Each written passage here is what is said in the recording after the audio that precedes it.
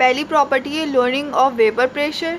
इसमें हम सबसे पहले डिस्क्राइब करेंगे lowering of vapour pressure 2 lines में, और फिर उसके बाद उसका कॉस्ट डिस्क्राइब करेंगे। सबसे पहले लोअरिंग ऑफ वेपर प्रेशर देख लेते हैं। इसमें क्या लिखेंगे हम, व्हेन नॉन वॉलेटाइल यानी जो चेंज ना हो पाए, solute is dissolve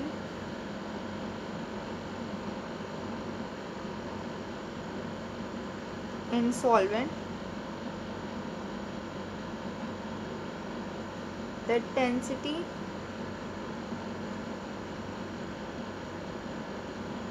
of solvent molecules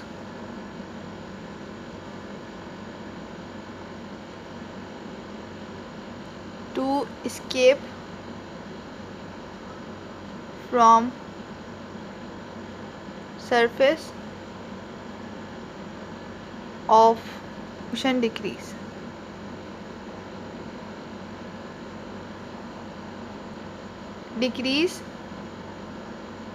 Thus the vapor pressure also decrease.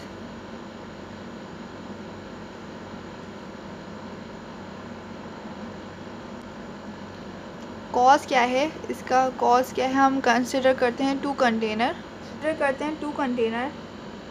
First container is this,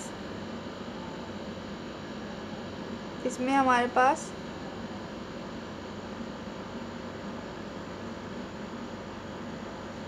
pair solvent है, और इसके मॉलिक्यूल्स इधर हैं, और इसके मॉलिक्यूल्स स्केप भी हो रहे हैं क्योंकि सरफेस पे मौजूद हैं। ये हमारे पास ए फिगर है, और फिर सेकंड फिगर, सेकंड कंटेनर है हमारे पास, ये है हमारे पास सॉल्यूशन ऑफ नॉन वैक्टाइल सॉल्यूट। इसमें भी मॉलिक्यूल्स ज़्यादा होंगे। सॉल्यूशन क्या होता है, सॉल्यूट प्लस सॉल्वेंट, यानी इसमें सॉल्यूट भी है और सॉल्वेंट भी है।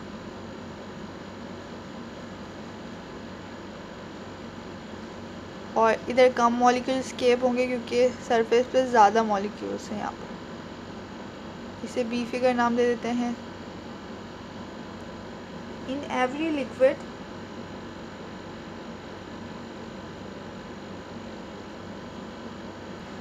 the vapor pressure is directly proportional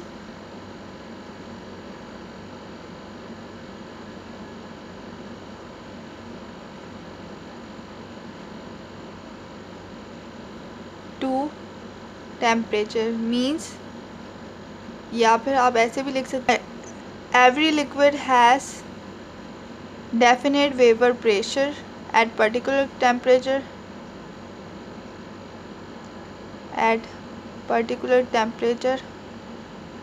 अगर हम वेपर प्रेशर बढ़ाएंगे तो टेम्परेचर भी बढ़ेगा, और अगर टेम्परेचर डिक्रीज़ करेंगे तो वेपर प्रेशर भी डिक्रीज़ होगा। Both are directly related. दूसरा पॉइंट है, इन प्योर लिक्विड्स क्या होता है, the surface particles are that of liquid, यानी जो सरफेस के जो लिक्विड के पार्टिकल्स हैं वही सरफेस में होंगे। The surface particles are that of liquid but in solution में क्या होता है, हमारे पास सॉल्यूशन विद वोलेटाइल सॉल्यूट, इसमें क्या होता है, हमारे पास बोथ सॉल्यूट और सॉल्वेंट दोनों के मॉलिक्यूल्स मौजूद होते हैं। सॉल्यूट एंड सॉल्वेंट पार्टिकल्स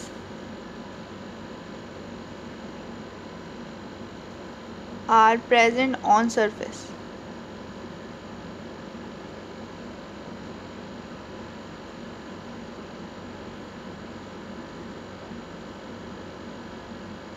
यानी सोल्यूशन में क्या होता है, सल्यूट और सॉल्वेंट दोनों के पार्टिकल्स प्रेजेंट होते हैं सरफेस पर। थर्ड पॉइंट है the solute particles decrease the number of solvent present in surface। Fourth point है हमारे पास ड्यू टू डिक्रीज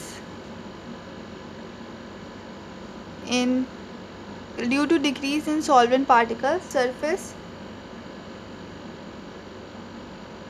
जिसकी वजह से हमारे पास तीन चीज़ें डिक्रीज हो जाती है। एक तो decrease in surface particle decrease हो जाती है, जिसकी वजह से हमारे पास रेट ऑफ एवोपरेशन डिक्रीज हो जाता है और वेपर प्रेशर भी डिक्रीज हो जाता है। लास्ट पॉइंट है third,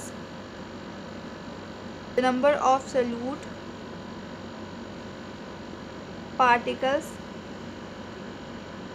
is always less than vapor pressure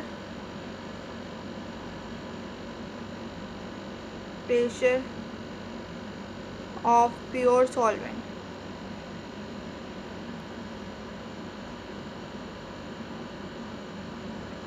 या फिर यहाँ पर ये भी लिखते हैं thus the solution with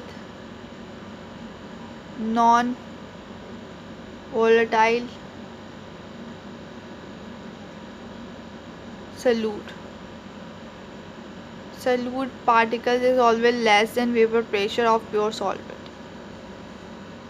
फिर उसके बाद इसकी डेरिवेशन करते हैं। अब इसकी डेरिवेशन करते हैं according to the Raoult's law, del P divided by P not is equal to x2। ये इसकी थर्ड डेफिनेशन है। इसे क्या बोलते हैं, relative lowering of vapour pressure, और x2 को क्या बोलते हैं, mole fraction of solute. According to the Raoult's law, relative lowering of vapour pressure is equal to mole fraction of solute. अब इसे इक्वेशन नंबर 1 कंसिडर कर लेते हैं। अब हम x2 की वैल्यू फाइंड करके with the help of mole fraction इस इक्वेशन में पुट कर देंगे। Let n1 and n2 be number of moles of solvent and solute, यानी कि n1 नंबर ऑफ मोल्स हैं सॉल्वेंट के और n2 नंबर ऑफ मोल्स हैं सॉल्यूट के रिस्पेक्टिवली।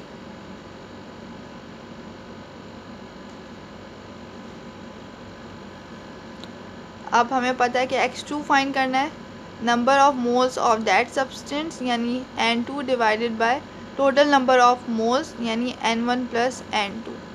Now put in 1।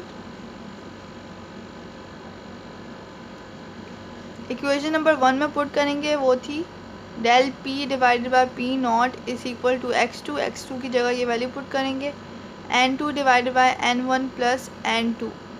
अब हमें पता है n1 divided by n2, n1 is greater than n2 यानी मोल्स ऑफ सॉल्वेंट बड़े होते हैं मोल्स ऑफ सॉल्यूट से, तो n2 की वैल्यू बहुत स्मॉल होती है, तो हम इसे निगलेक्ट भी कर सकते हैं। तो यहाँ पर क्या हो जाएगा, del P divided by P not is equal to n2 divided by n1, और हमारे पास मोल्स किसके इक्वल होते हैं, moles is equal to mass divided by molar मास।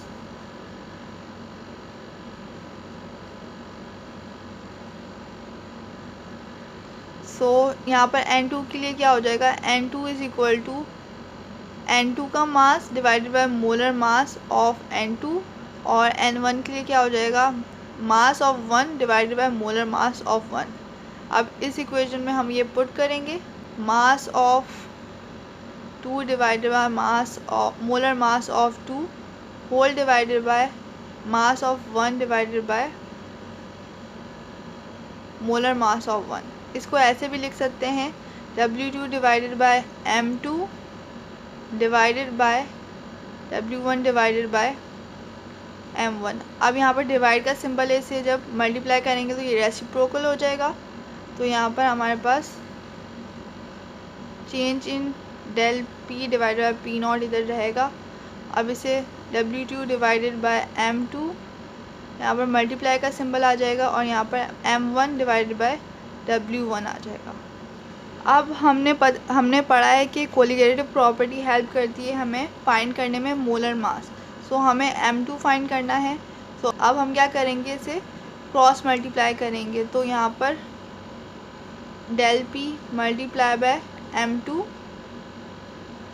और W1 is equal to P not W2 और M1। यहाँ से हमें M2 चाहिए, और ये दोनों यहाँ पर मल्टीप्लाई हो रही हैं, यहाँ पर आके क्या हो जाएंगी, divide. So M2 is equal to P not W2 M1 divided by del P और W1। इसको याद करने का आसान तरीका ये है कि M2 is equal to P not divided by del P multiply by W2 divided by W1 multiply by M1। तो ये फॉर्मूला आपने याद रखना है। Now moving towards the next property.